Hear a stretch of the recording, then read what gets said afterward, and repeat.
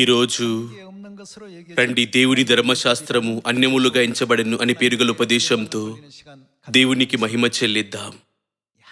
ఈ దేవుడు తన నియమాలను ఏకపక్షంగా స్థాపించలేదు, కానీ మన భవిష్యత్తు యొక్క మహిమ మరియు సంతోషం కొరకు స్థాపించారు.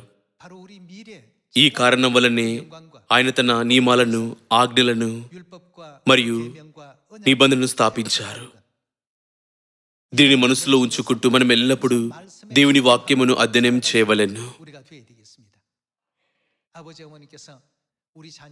మన సంతోషం కొరకు అన్ని రకాల శ్రమలను ఇష్టపూర్వకంగా సహిస్తూ శరీరధారిగా ఈ భూమిపైకి వచ్చి శిలువను మోయుటకు సందేహించని తండ్రి మరియు తల్లి గురించి మనం ఆలోచించినప్పుడెల్లా మనం ఈ క్రొత్త నిబంధనను కేవలం ఒక కట్టడగా చూడకూడదు.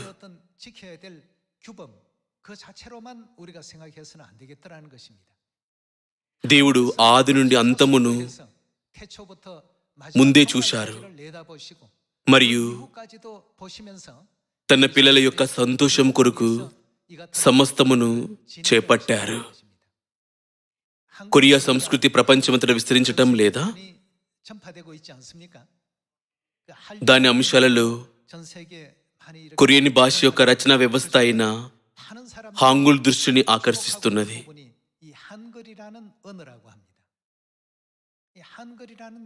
ఇప్పుడు ఈ కంప్యూటర్ యుగంలో ఇతరులు అనుకరించలేని ఉత్తమమైన లిపి హాంగుల్ అని ప్రజలు అంటారు.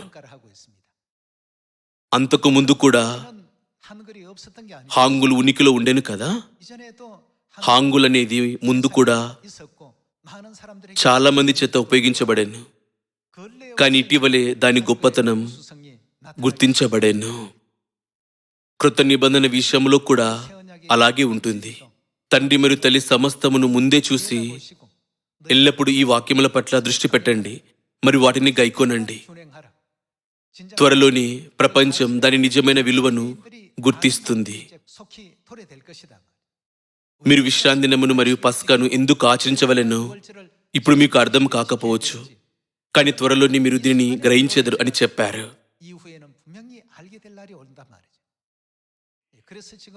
కాబట్టి ఇప్పుడు ఉపాధ్యాయుల కొరత మరియు స్థలం కారణంగా కొరియన్ భాష కోర్సులు రద్దీగా ఉన్నాయి.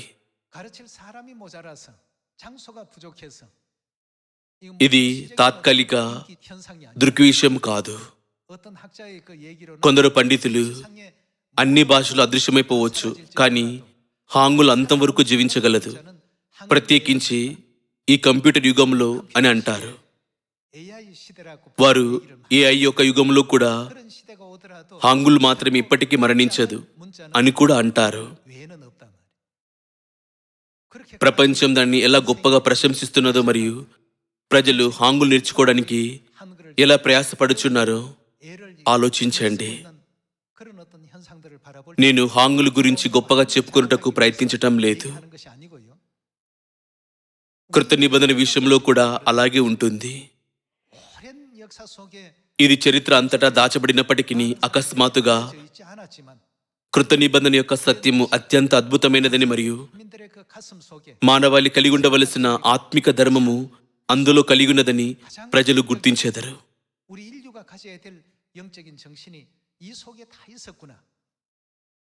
దాని విలువ గుర్తించబడే రోజులు ఎంతో దూరంలో లేవు. కాబట్టి మనకు తక్కువ బలం ఉన్నప్పటికీ తండ్రి మరియు తల్లి మనల్ని ప్రతి దేశంలో సంఘాలను స్థాపించేలా మరియు సువార్తను ప్రకటించేలా చేశారు. ఈ సంఘము దేవుని బోధలన్నింటినీ నెరవేర్చుటకు ప్రయాసపడుతూ పరిశుద్ధ గ్రంథంలోని సమస్తమును పొందుపరచును. త్వరలోనే ప్రపంచ ప్రజలందరూ ఈ విధంగా దేవుని సంఘమును సరిగ్గా అర్థం చేసుకుంటారు. కాబట్టి ఈనాడు దేవుని ధర్మశాస్త్రము ఏదో అన్యములుగా ఎంచబడెను అనే పేరుగల ఉపదేశం ద్వారా ఈ లోకము దాన్ని ఏదో సంబంధం లేని విషయముగా భావించినప్పటికీ మనం కలిగి ఉన్న సత్యం పట్ల మనం మన గర్వాన్ని కలిగి ఉండవలెను. ప్రజలు ఎంత ప్రభావవంతమైన వారైనా వారి బాహ్య రూపాలపై దృష్టి పెట్టకండి. భవిష్యత్తులో కృత నిబంధన తన శక్తిని ఎలా ప్రదర్శించునో దేవునికి తెలుసు. కాబట్టి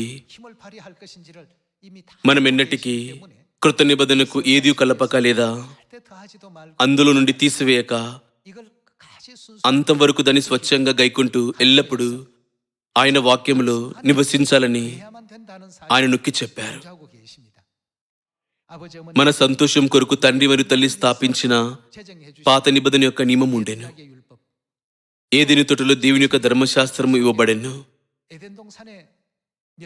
దాదాపు 2000 సంవత్సరాల క్రితం దేవుడు మానవాళికి ఇచ్చిన కృత నిబంధన యొక్క నియమం ఉండెను.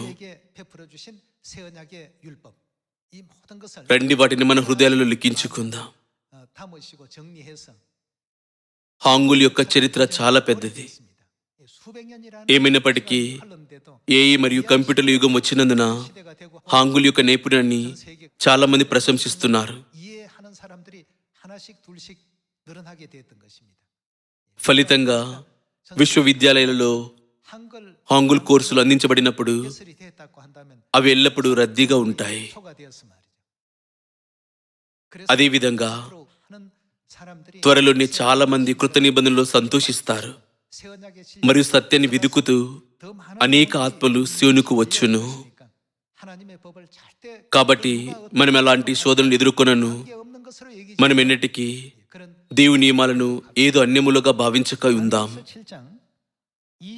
రండి దానియేలు 7వ అధ్యాయం 25 వచనం చూద్దాం. దానియేలు 7వ అధ్యాయం 25 వచనం నిజమైన సంఘం మరియు అబద్ధ సంఘము, రక్షింపబడే సంఘం మరియు రక్షింపబడిన సంఘము గురించిన చాలా ముఖ్యమైన బోధన. దానియేలు 7వ అధ్యాయం 25 వచనం. ఆ రాజు మహోన్నతునికి విరుద్ధముగా మాట్లాడొచ్చు. మహోన్నతుడు అనగా దేవుని సూచించటం లేదా? దేవునికి విరోధంగా ఎవరు మాట్లాడుతారు?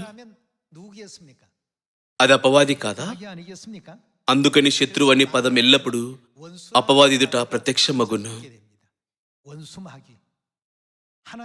ఆ రాజు మహోన్నతునికి విరోధంగా మాట్లాడచ్చు. ఇంకా ఏమిటి? మహోన్నతుని భక్తులను నలగొట్టును. దేవుని ప్రజలపైకి శ్రమలు తెచ్చేలా సాతానైన అపవాది ఎల్లప్పుడూ ఈ భూమిపై ఎవరినైనా రెచ్చగొట్టును. సృష్టి నుండి అంతం వరకు చూసే దేవుడు ఈ వాస్తవాన్ని బయలుపరిచారు మరియు దానియేలు ప్రవక్త ద్వారా దీనిని నమోదు చేశారు. ఆ రాజు మహోన్నతుని విరోధముగా మాట్లాడచ్చు. మహోన్నతుని భక్తులు నలగొట్టును. ఇంకా ఏమిటి? అతడు ఏమిటి? పండుగ కాలములో న్యాయ పద్ధతి నివారణ చేయబునుకును. అతడు దేవుని యొక్క పండుగ కాలములను మరియు నియమాలను మార్చుటకు ప్రయత్నిస్తాడని పరిశుద్ధ గ్రంథం మనకు బోధిస్తున్నది.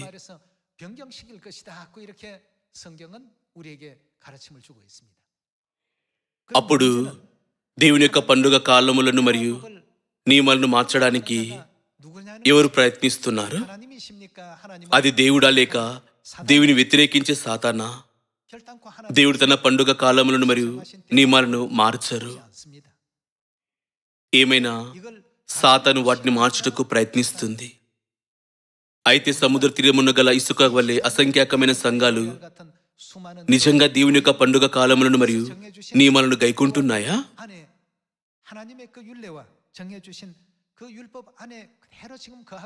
లేక దేవుని చేత ఆజ్ఞాపించబడని బోధనలతో వారు వాటిని మార్చారా? వారు పరిశుద్ధ గ్రంథమును వెంబడించారో లేదో గుర్తించడం ద్వారా మనం నిజమైన సంఘం మరియు అబద్ధ సంఘము, రక్షింపబడిన సంఘం మరియు రక్షించబడిన సంఘమును మరియు వారు దేవునికి చెందిన వారా లేక అపవాదికి చెందిన వారి మధ్యన తేడాను గుర్తించగలము కదా?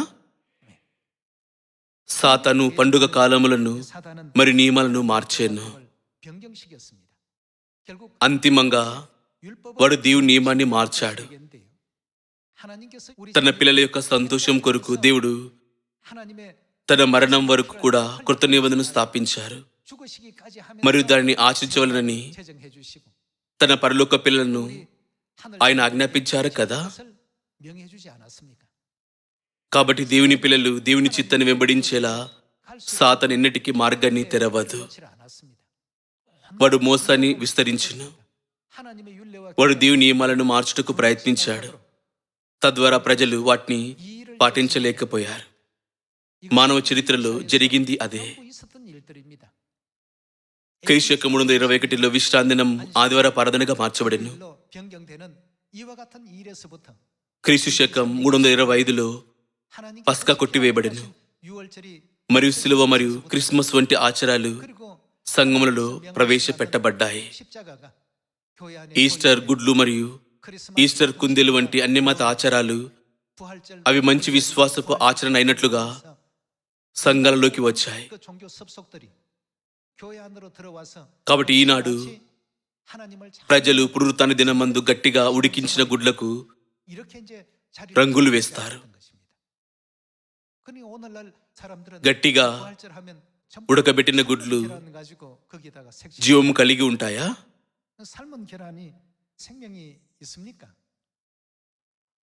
అవి దేవుని నియమాలుగా అన్నట్లుగా సాతాను చాకచక్యంగా ఈ అన్యమత ఆచారాలను అందించును.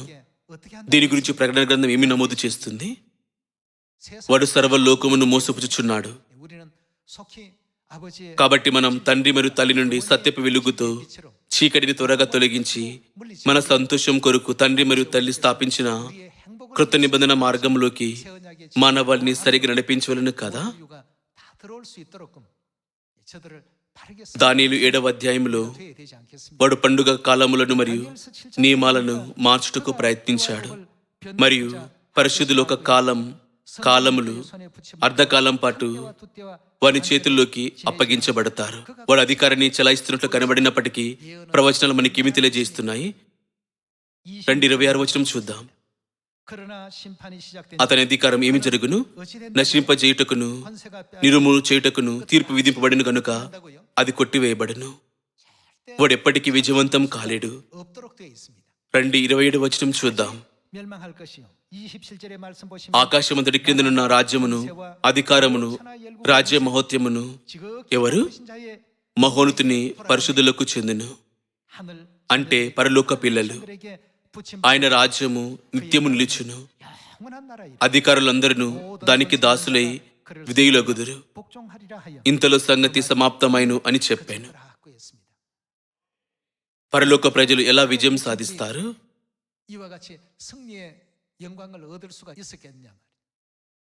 వారు దేవునికి మరియు గొర్రెపిల్లకు చెందిన వారిని ప్రకటన 14వ అధ్యాయంలో వ్రాయబడలేదా? వారు సాతానుకు చెందిన వారు కారు. ఈనాడు అసంఖ్యాకమైన సంఘాలు దేవుని ధర్మశాస్త్రం నిరాకరించి సాతాను చేత చేయబడిన ధర్మశాస్త్రం కిందన ఉన్నాయి. అయితే పరలోక ప్రజలమైన మన సంగతి ఏమిటి? మనం దేవుని యొక్క ధర్మశాస్త్రము లోపల ప్రోగై ఉన్నాము. ఫలితంగా ఆకాశమంతటి కిందనున్న రాజ్యమును అధికారమును రాజ్య మహత్యమును మహోన్నతుని పరిశుద్ధులకు చెందును. ఆయన రాజ్యము నిత్యము నిలుచును. అధికారులందరూ దానికి దాసులై విధేయులగుదురు అని వ్రాయబడింది. ప్రతి ఒక్కరూ నేను ఈ ప్రవచనాన్ని చూసిన ప్రతిసారి నా గుండె కొట్టుకును. ఎందుకనగా మనం అలాంటి మహిమకరమైన కార్యమును కల్లారా చూస్తాము. కాబట్టి మనను కృత నిబంధన యొక్క సత్యములోకి నడిపించే పరలోక తండ్రి మరియు పరలోక తల్లి యొక్క ప్రేమలో మనం దేవుని బోధనలు గైకుంటూ మనం ఆలోచనాత్మకంగా మరియు సామరస్యపూర్వకంగా ఉండవలెను.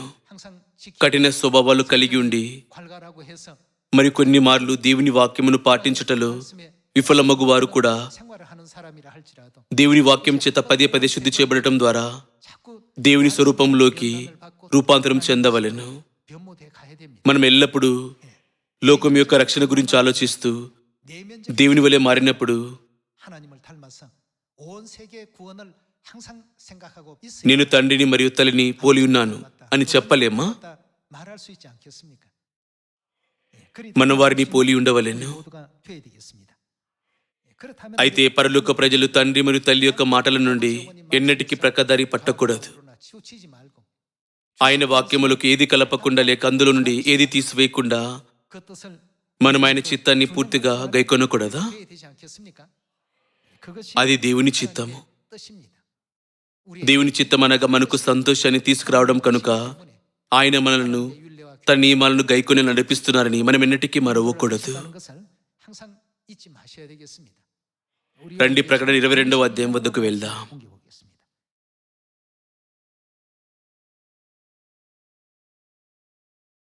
ప్రకటన 22వ అధ్యాయం 18వ వచనం. ఈ గ్రంథమందున ప్రవచన వాక్యములను విను ప్రతి వానికి నేను సాక్ష్యమిచ్చినది ఏమనగా, ఈ గ్రంథం అనగా పరిశుద్ధ గ్రంథం. ఎవడైనా వీటితో మరి ఏదైనా కలిపిన ఎడల పరిశుద్ధ గ్రంథము దేవుని వాక్యమును నమోదు చేస్తుంది. కాబట్టి దాని అర్థం దేవుని మాట. ఈ గ్రంథంలో వ్రాయబడిన తెగులు దేవుడు అని కలుగ చేయును. ఎవడైనా ఈ ప్రవచన గ్రంథమందున వాక్యములలో ఏదైనా తీసివేసినడలా, ఎవరైనా పరిశుద్ధ గ్రంథమును తీసివేసినడలా, దేవుడి గ్రంథంలో వ్రాయబడిన జీవ వృక్షములను పరిశుద్ధ పఠనములను వానికి పాలు లేకుండా చేయును. ఇది ఎవరి చిత్తము? దేవుని చిత్తము. ప్రకటన 22వ అధ్యాయం 18వ వచనం మరియు 19 వచనాల్లో నమోదు చేయబడెను. తన బలిదానం ద్వారా తన పిల్లల యొక్క మహిమగల భవిష్యత్తు కొరకు దేవుడు స్థాపించిన ధర్మాలు పరిశుద్ధ గ్రంథంలో ఉన్నందున ఎవ్వరు పరిశుద్ధ గ్రంథమునకు ఏది కలపకూడదు లేదా అందులో నుండి తీసివేయకూడదు. ఈ వచనాలు అలాంటి ముఖ్యమైన సందేశాన్ని కలిగి ఉన్నాయి. ఇప్పుడు రండి పరలోక ప్రజలకు దేవుని నియమాలు ఎంత అమూల్యమైనవో పరిశీలిద్దాం. రండి దానియేలు 9వ అధ్యాయము 5వ వచనాన్ని చూద్దాం. మేమైతే నీ దాసులకు ప్రవక్తలు నీ నామమును బట్టి మా రాజులకును మా అధిపతులకును మా పితరులకును యూదా దేశ జనులందరికీ చెప్పిన మాటలను ఆలకింపక ఏమిటి? తన ఆజ్ఞల నుండి తప్పుకునేది ఏదైనా దుష్టక్రియలు మరియు తిరుగుబాటు అని దేవుడు దానియేలు ప్రవక్త ద్వారా మనకు బయలుపరిచారు. దేవుని యొక్క హెచ్చరిక ఉన్నప్పటికీ ఈనాటి సంఘాలు దేవుని నియమాల నుండి వైదొలగటం ప్రాముఖ్యత లేవినిగా పరిగణిస్తాయి. మరి ఈనాటి ఉపదేశ పేరు వలనే దేవుని నియమాన్ని ఏదో అన్యములుగా ఎంచుతాయి.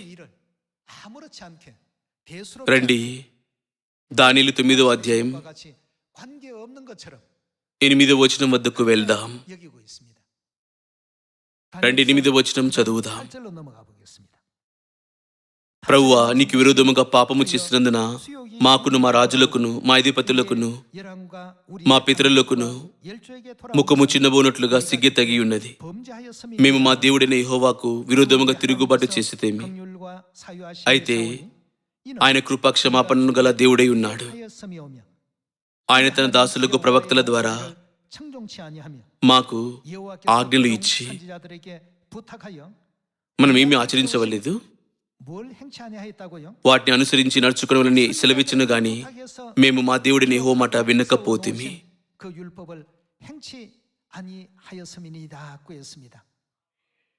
ఫలితంగా వారికి ఏమి జరిగెను? వారు సిగ్గుతో ముఖము చిన్నబోయిను. అంతిమంగా ఇజ్రాయేలీయులు తమ సార్వభౌమాధికారిని కోల్పోయి బందీలుగా మారారు మరియు బానిసలుగా మారారు. రండి 11వ వచనంతో కొనసాగిద్దాం. ఇజ్రాయేలీయులందరూ నీ ధర్మశాస్త్రమును అతిక్రమించి నీ మాట వెనక తిరుగుబాటు చేసిరి. మేము పాపము చేసితిమి గనుక నిన్ను శపించదనని నీవు నీ దాసుడగు మోషే ధర్మశాస్త్రమందు ప్రమాణము చేసి ఉన్నట్లు ఆ శాపమును మా మీద కుమ్మరించితివి. దేవుని ధర్మశాస్త్రము నిరాకరించే క్రియలు పాపమని పరిశుద్ధ గ్రంథం మనకు బోధిస్తున్నది కదా. మనం దేవుని నియమాలను గైకొనవలని పరిశుద్ధ గ్రంథం మనకు గుర్తు చేస్తున్నది. అయినను ఈ లోకం వాటిని అన్యములుగా ఎంచును. విశ్రాంతి దినమును పరిశుద్ధంగా ఆచరించుటకు జ్ఞాపకముంచుకొనవలనని దేవుడు మనకు ఆజ్ఞాపించినప్పటికీ ప్రజలు దాన్ని ఏకపక్షంగా మార్చారు. ఇది దేవుని వాక్యమా లేక సాతాను చేత మార్చబడిన సంప్రదాయమా? స్పష్టంగా దేవుని విశ్వసించువారు దేవుని వాక్యమును ఎన్నుకోవలెను. రండి యోషియా 7వ అధ్యాయం 13వ వచనం చూద్దాం.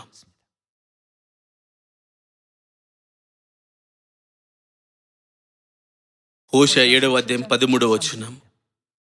వారికి శ్రమ కలుగును. వారు నన్ను విసర్జించి తప్పిపోయి ఉన్నారు. వారికి నాశనం కలుగును. వారు నా మీద తిరుగుబాటు చేసి ఉన్నారు. వారికి క్షేమం సంభవించును. నేను వారిని విమోచింప కోరి ఉన్నాను. మరో మాటలు చెప్పాలంటే నేను వారిని రక్షించాలనుకుంటున్నాను. వారు నా మీద అబద్ధములు చెప్పుదురు. హృదయపూర్వకంగా నన్ను బతిమాలు కొనక శైల మీద పరుండి కేకలు వేయుదురు. నన్ను విసర్జించి ధాన్య మధ్యములో కావాలనని వారు గుంపులు కూడుదురు. దేవుడు మానవాన్ని రక్షించుటకు ప్రయత్నించారు, కానీ వారు దేవునికి దూరం అయ్యారు. వారు ఆదివారం విశ్రాంతి దినం, క్రిస్మస్ అనగా యేసు జన్మదినం, సిలువ అనగా విగ్రహం కాదని వాదిస్తూ దేవుని నిరాకరించి అబద్ధం మాట్లాడుతారు.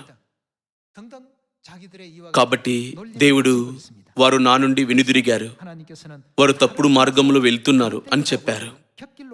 ఈ విధంగా వారు నాశనమును ఎదుర్కొంటారని ఆయన చెప్పారు.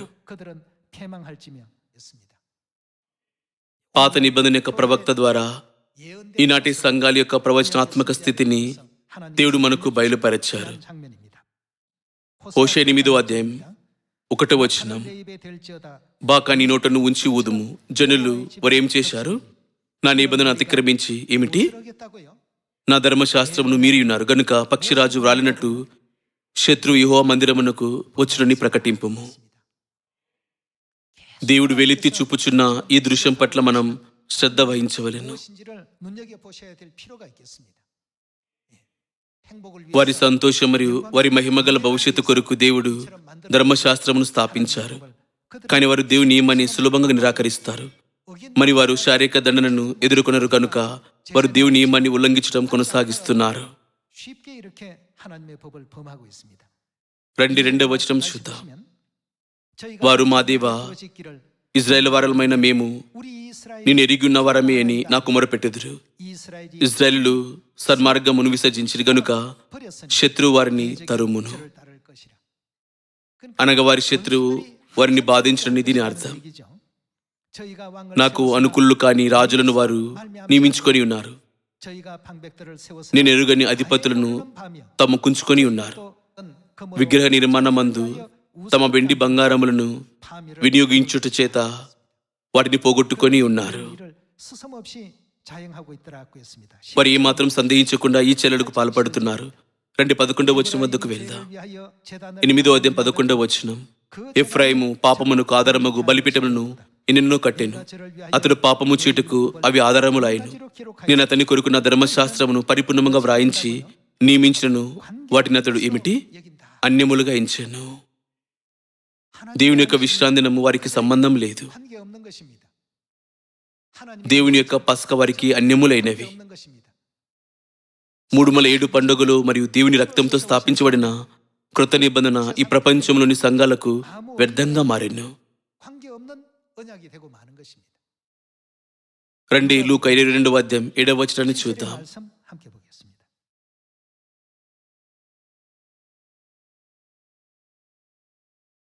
లూకా 22వ అధ్యాయం 7వ వచనము, పస్కా పశువును వధింపవలసిన పునరుద్ధరణ దినము రాగా యేసు పేతురును యోహానును చూచి, మీరు వెళ్ళి మనం భుజించుటకై పస్కాను మన కొరకు సిద్ధపరచడని వారిని పంపెను. ఈ సంఘటనలు పస్కా నాడు జరిగాయి. రండి 19వ వచనం వద్దకు వెళ్దాం.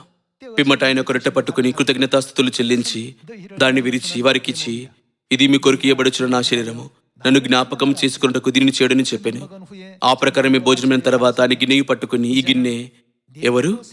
మీ కొరకు చిందింపబడుచున్న నా రక్తములనైన కృత నిబంధన. హోషేయ 8వ అధ్యాయంలో దేవుడు ఇలా సెలవిస్తున్నారు, నా ధర్మశాస్త్రంలోని అనేక సంగతులను వారి కొరకు వ్రాసితిని. లూకా 22వ అధ్యాయంలో దేవుడు మీ కొరకు చిందింపబడుచున్న కృత నిబంధన అని చెప్పారు. ఇవన్నీ మీ సంతోషం కొరికే జరుగుచున్నవి అని ఆయన ఉద్దేశం. వారు కృత నిబంధనను అన్యములుగా ఎంచుదురు కాబట్టి వారు పరలోక రాజ్యంలో భాగం కాలేరు. మనం ఈ విషయం గురించి ఆలోచించినప్పుడు అది ప్రచారమైన వాక్యమును అధ్యయనం చేసిన లేక ప్రార్థించిన దేవుని ఆజ్ఞను పాటించడంలో మనం ఎన్నిటికీ నిర్లక్ష్య పెట్టక ఉందాము. ఈ విధంగా చివరి తీర్పు దినమందు తన చిత్తమును చేపట్టుటలో 심판을 하실 때 విఫలమయ్యే వారిని దేవుడు ఏమి చేయను? 한 사람들은 다 어찌한다고요? 우리 రండి మత్తయి 7వ అధ్యాయంలో యేసు సమాధానమును చూద్దాం. 그 답변을 확인해 보도록 합시다.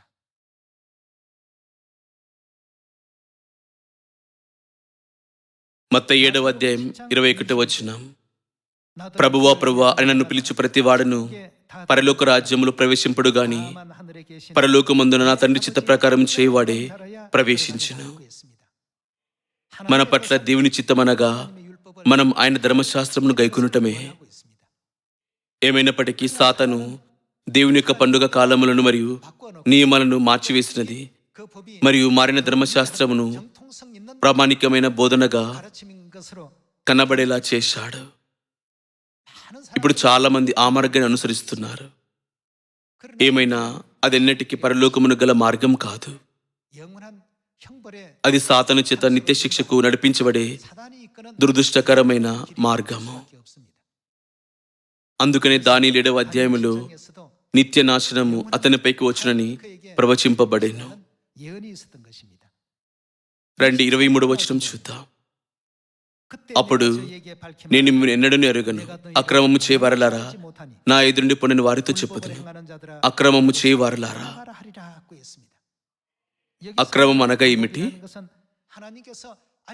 దేవుని చేత బోధించబడిన పరలోకపు మార్గమును వెంబడించక తమ స్వంత నియమాలను గైకొనే వారు అక్రమము చేయుచున్నారు. వారు విశ్రాంతి దినమునకు బదులుగా ఆదివారపు ఆరాధనను ఆచరిస్తారు, పస్కా స్థానంలో క్రిస్మస్ జరుపుకుంటారు, సిలువను ఆరాధిస్తారు మొదలగునవి. ఈనాడు అనేక సంఘాలు ఈ పద్ధతులను గైకుంటున్నాయి. దేవుడు అక్రమము చేయవారలారా నా ఎదు నుండి పొండి అని చెప్పును. కాబట్టి మనం దీని గురించి చాలా మందికి తెలియచేయవలెను. అందుకనే మత్తయి 28వ అధ్యాయంలో దేవుడు మీరు వెళ్ళి సకల జనులను శిష్యులుగా చేయుడి, తండ్రి యొక్కయు కుమారుని యొక్కయు పరిశుద్ధ ఆత్మిక నామములోనికి వారికి బాప్తిస్మిచ్చుచు నేను ఆజ్ఞాపించిన కృత నిబంధనను గైకొనాలని వారికి బోధించుడి అని సెలవిస్తున్నారు. పరలోకము గల ఏకైక మార్గం అనగా తండ్రి మరియు తల్లి మనకు చూపించిన మార్గం. ద్వితోపదేశ కాండం 10వ అధ్యాయం 12వ వచనాన్ని చూద్దాం.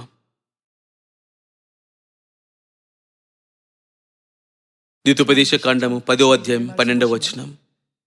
కాబట్టి ఇజ్రాయేలు నీ దేవుడిని యెహోవాకు భయపడి ఆయన మార్గములన్నిటిలో నడుచుచు ఆయనను ప్రేమించి నీ దేవుడిని యెహోవాను నీ పూర్ణ మనస్సుతోను నీ పూర్ణ ఆత్మతోను సేవించి 13వ వచనం. నీ మేలు కొరకు నేడు నేను ఆజ్ఞాపించు యెహోవా ఆజ్ఞలను కట్టడలను అనుసరించి నడుచుకుందునన్ను మాటగాక నీ దేవుడిని యెహోవా నిన్ను మరి ఏమి అడుగుచున్నాడు?